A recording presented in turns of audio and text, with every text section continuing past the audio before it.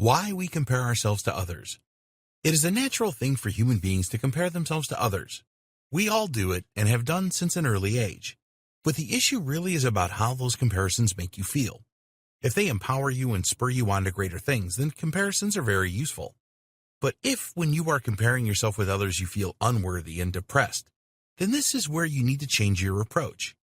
In this book, you will learn exactly how to stop comparing yourself to others to prevent these feelings of worthlessness, and also how you can actually benefit from a comparison. Once you have mastered how to use comparisons in a good way, you will find that you can automatically brush off any negative comparisons.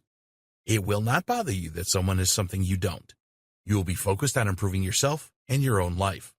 Take a good look at yourself. We have the capability to take a good look at ourselves and work out who we really are. This is one of those things that sets human beings apart from the rest of the animal kingdom. At any time, we can go into deep thought about our life's mission. We can become inspired to be the very best that we can rather than just drift along in life. So, what is the best way to really evaluate yourself? The answer is that you need to compare yourself to others. That might sound counterintuitive, but it is true. It is no use comparing yourself to your pet dog or cat. They are a different species and will have few qualities that you will want to aspire to. The trick is to make the comparisons benefit you. Most people have standards in their heads that have not come from within but are extremely influenced. Think about the girl who wants to lose a few pounds because she wants to look like the model on the cover of a magazine, or the boy going to the gym because he wants those six-pack abs he has seen in the movies. The trouble with these kind of comparisons is that they have not come from within you. Instead of developing your own standards for beauty, you have let the external world dictate that to you. The Festinger Research. Leon Festinger, a social psychologist, started to look into the reasons why we compare ourselves to others back in the 1950s. After a lot of research and different studies, he came to the conclusion that people compared themselves to others for two main reasons. One, as a way to reduce uncertainty in their own life. Two, to learn how they should define how they should be. Festinger called this the social comparison theory, and it was a significant breakthrough in human psychology.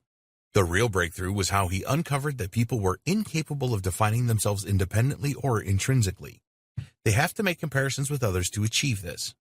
The bottom line is that to define yourself, you need to compare yourself with other people. He also made the important discovery that if there is a big difference in ability or opinion between two people, that there was much less chance that a comparison would occur. So, here's an important takeaway from Festinger's work. The more we think that a person is similar to us, for whatever important reasons, the more likely we are to want to compare with them. Here's a common example. At work, you are far more likely to compare yourself to someone who works on your team and equal than you are with the owner of the business or the CEO. If you play amateur soccer, then you will compare yourself to other players in your league much more than you would with Lionel Messi. The difference between an amateur soccer player and Lionel Messi is vast, but the difference between another amateur player is probably not that much. It is a lot more realistic for you to achieve the level of the other amateur player than it is to emulate Messi. It was also discovered by Festinger that when a person stops comparing themselves with another person where they experience pain from not being like them, that they are highly likely to be hostile with this person. When you stop comparing yourself to another person that makes you feel down, then the way that most people deal with this is to tear down their feelings towards that individual. Often you will substitute another emotion, such as anger, to replace the negative experiences of the comparison. Can you relate to this? Have you ever stopped comparing yourself to another person because this was too painful for you, and then turned against the individual? If you did this, then you are certainly not alone, as it is a very common practice. The final conclusion from Festinger's work was that if we feel that a person or group of people are very important, then we will exert a lot of pressure on ourselves to try and conform to the opinions and abilities of this person or group. So, for example, if you've joined a power spin class at your gym, you could feel that it is far more important for you to put in the maximum effort there than you would if you were to meet some cyclists on the road. You see the spin club as an elite group that you need to aspire to, whereas the cyclists on the road hold little importance for you. In fact, the spin class is so important to you that you pay your hard-earned money to be a part of it, and so does everyone else in the class. Why you compare yourself to others?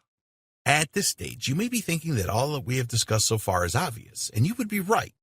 But why do you keep acting in this way and experiencing negative emotions when comparing yourself to someone else doesn't work out well? Well, you do this for two reasons. One, you want to know just how good you are. Two, you want to improve yourself. These reasons are extremely important, and later we will discuss how you can make comparisons that are healthy for you rather than those that are not. In the next video, we will discuss why comparing yourself to others can be a bad thing to do.